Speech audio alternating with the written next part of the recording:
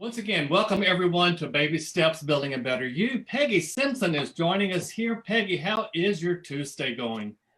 Super busy, super busy. And as you can see, I'm a little bit in a different position today, and I got a little bit of a shadow, but it is what it is. It is what it is. You know, one thing we learn here is you learn to just roll with it and make it happen the best you can with right. all of that. So how was your weekend last weekend before we get started on today? The weekend was great, actually. I did a lot of reading and catching up and organizing, even did some cleaning. How about Wow. you? Did you Well, get some I did. rest? Yeah, I did a lot Some of me work over the. time? I did take some me time, believe it or not, and I Okay. did, some work over the weekend, did some more writing, got some things going, and it has been a very busy week. But let's jump into the last piece of does Get your it. iPEG need an upgrade? Let me share this to everyone and come here with it.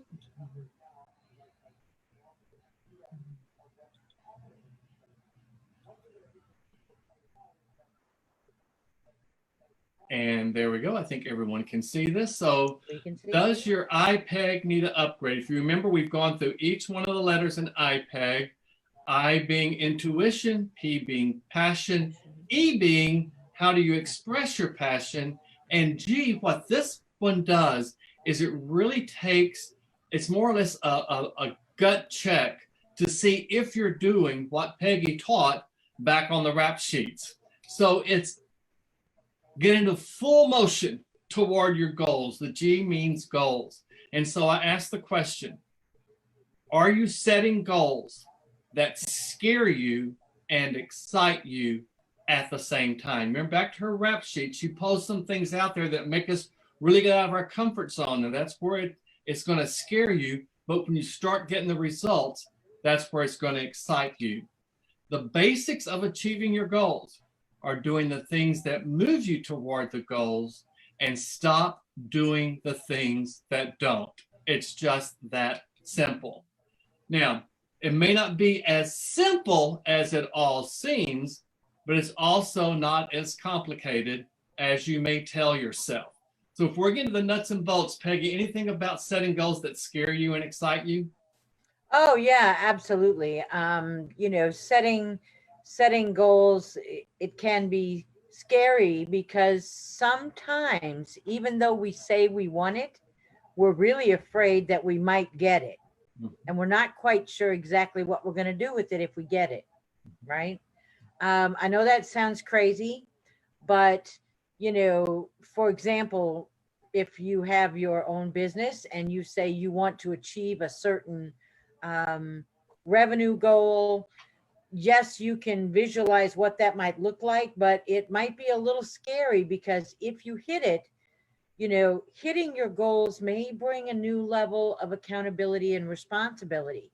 Right. And, so they absolutely can be scary. And you may just fear the unknown of what could happen. I mean, there's a lot of reasons why you might be scared, but at the same time, it should motivate you if you really think about it. You think, wow, maybe if I go through with this, maybe if I just take some action and get started, I might actually get this. Exactly right. In fact, that's a great segue into if you set your goals ridiculously high and you don't make it, you still elevate yourself above everyone else. And when you look at that, I mean, first time I saw that graphic, I thought of that big box store that looks like that logo. But there it is, everyone's trying to climb that ladder and they're trying to get to the top of it. But if you set your goals even higher, then you've got extra steps you can go up and beyond. So even if you don't make it to where you want to go, you've still elevated yourself above everyone else's success. So the questions to ask yourself are these as you take action.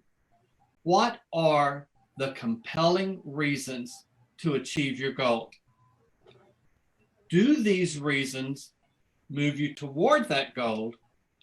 Or do these reasons only satisfy a more pacified result?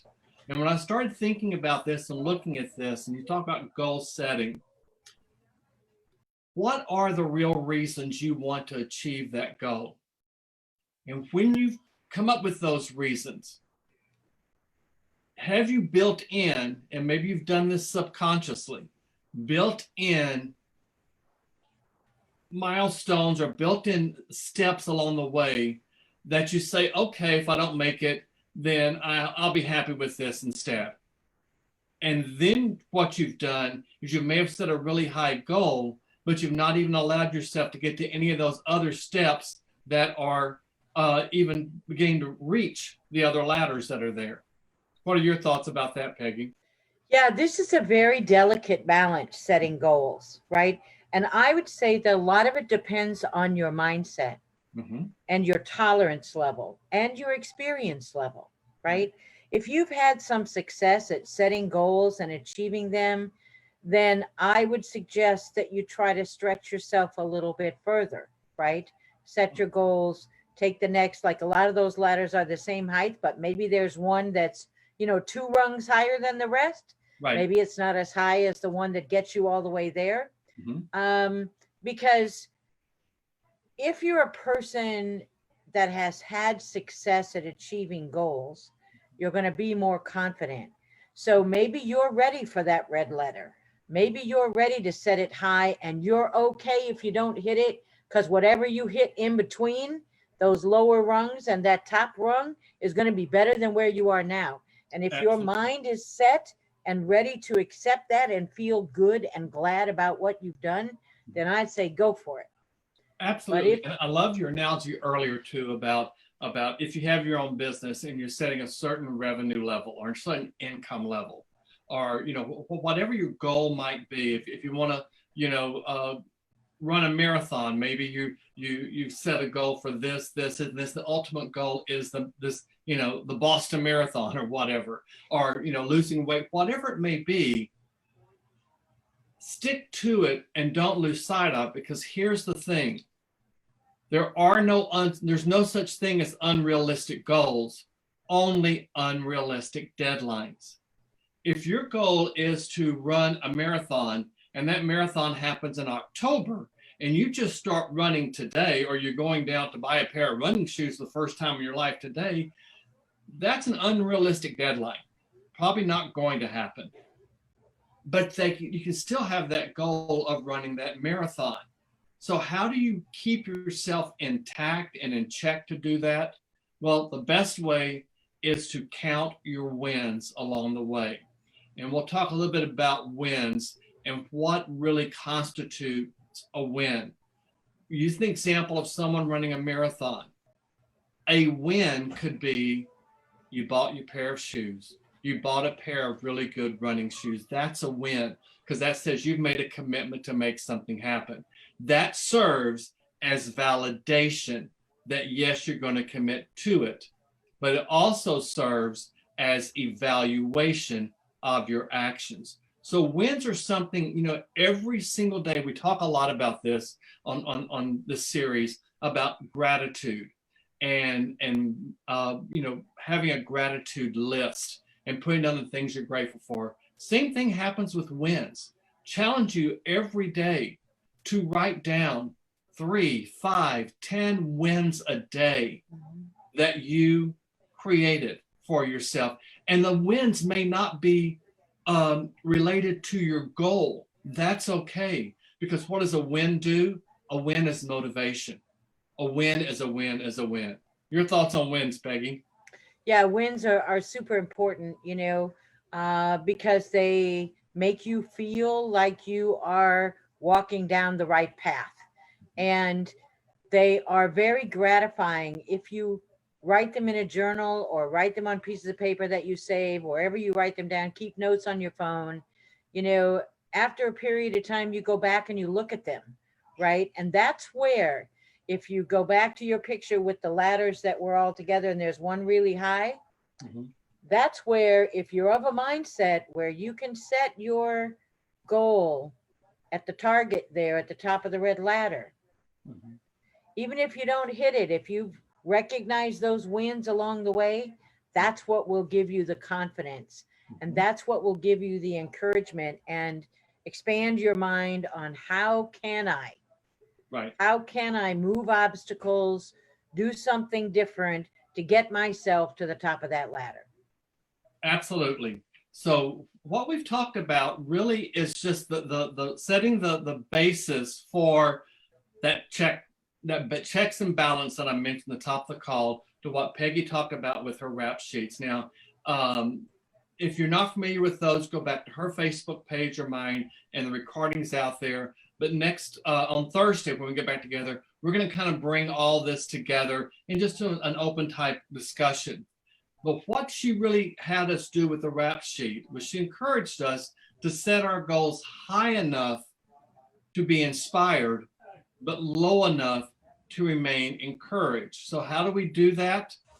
You develop a step-by-step plan of action to stay on target. You don't just say, I'm gonna run a marathon and by October. You have to have step-by-step actions. And she has some things in the rap sheets that allowed us to do that. Including in that need to be sub-goals or steps to achievement with milestones. So what are some sub-goals? What are some things you can do to achieve along the way? And once you've done that, then you set another sub-goal to get you to your ultimate target. You also have to recognize and identify obstacles and stoppers.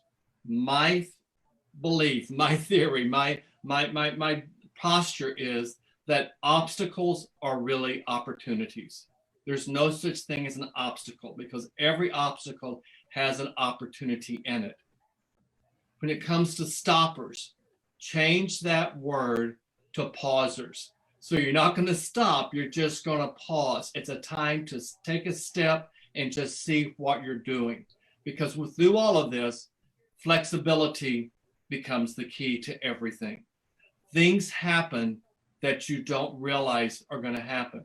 For example, Peggy and I both are business owners. We both had goals. We talked the first of the year. Here's what we're going to do. Here's what's going to happen. And what happened in March? The world changed. The world changed. Did we have anything to do with that? No. But we had to be flexible. We had to adapt to it. Because when you do that, then those obstacles do become an opportunity, and that obstacle also becomes motivation. That obstacle becomes motivation for you to have a stronger resolve for you to get to your goal. So what will the end result be? You're going to reach your goal. Peggy, thoughts? Yeah, it's absolutely, I love this considering obstacles as opportunities. Because again, it's the persistence that and consistency that you go at your goals with.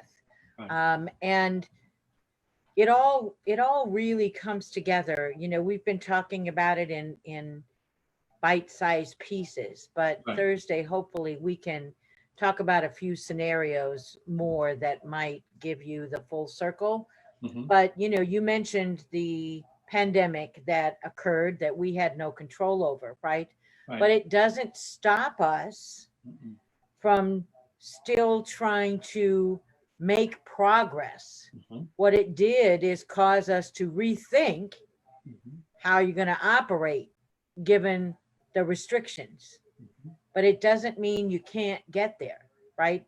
So even if you had a weight loss journey, a weight loss goal, and you can't get to the gym, right, during the pandemic. And maybe you still, now that gyms are beginning to open, maybe you still don't feel comfortable. Well, what can you do? Well, we're not in winter anymore. It's right. In most places, it's weather enough that you can go out. So, do some exercise outside. Get things out of your freezer and use them as weights. There's all kinds of ways that you can find opportunities to continue to make progress. Will it be exactly the same as it was working in a gym? No, it's not going to be exactly, but will it allow you to continue to move forward? Most probably. Absolutely. And I love the example you used there of the gym, because a number of people who are trainers at the gym had to do something different during this pandemic because the gyms are closed. I mean, here locally, they're still closed, many of them. What did they do? They took their training online and they created an online way of doing it. I mean, even one of the companies that we associate with, they have an online morning exercise program that you can just jump on and be part of it. So there are ways to do it. I think the key to anything, this is the underlying basic part of personal development here, is you have to visualize your future self attaining the goals. What are you going to do when you attain your goal? How are you going to react? How are you going to celebrate? What are you going to do? That's your future self. Now, with everything Peggy's done and I've done on the way, there's a little worksheet. What? Go ahead. Before you go there, I just want to give a shout out to Barry, Emma, and Tiffany. And yes. Tiffany has a comment. She says, creative thinking and motivation. Oh, yeah. To continue to achieve your goals. Really Absolutely. Good. Creative thinking, definitely. Yep. Absolutely. Creative thinking is a key because that's how you're turning that obstacle into an opportunity. Yep. That's the creative thinking part of your mindset there. Yep. Peggy gave you some really deep ways in which to set goals. But here's what I want you to do with what I've got today. Don't look at those. You've got them there. You've been working on them.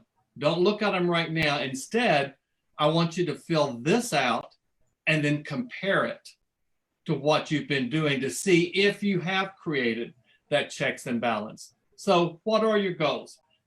Write down what is your number one goal. What is the target date for that goal? Then ask yourself, how do I know I've reached my goals? And then here's a key. Why is that goal important to you?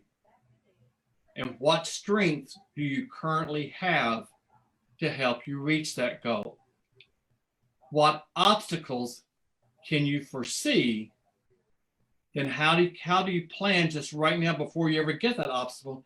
What plan can you put in place to help overcome these obstacles? And this may be where you reach out to other people, where you look at the people in your circle of influence. What is your why to achieve these goals? We've talked a great deal about your why and your passion. What is your why? And then your next steps. Once you achieve this goal, what are the next steps? Because goal achievement is just that. It doesn't mean it's over, I'm done, you're going to move on to something else. Even if it's a total different type of goal, something else. Thoughts, Peggy? Yeah, some of these questions have some overlap to the rap sheets, and some of them I can see. I don't want to steal the thunder from Thursday, but I can see how it's going to tie them work together. Right. And again, these are worksheets, especially for those of you who have had difficulties setting goals and achieving goals. And might just be an opportunity for those of you who have set goals in the past and achieved them to maybe put that red ladder up and stretch your goals a little higher and feel safe about doing it. So these worksheets are here for your help, your aid in being more successful. So I think these are great questions for them to sum it all up. What you get by achieving your goals is not as important as what you become by reaching your goals.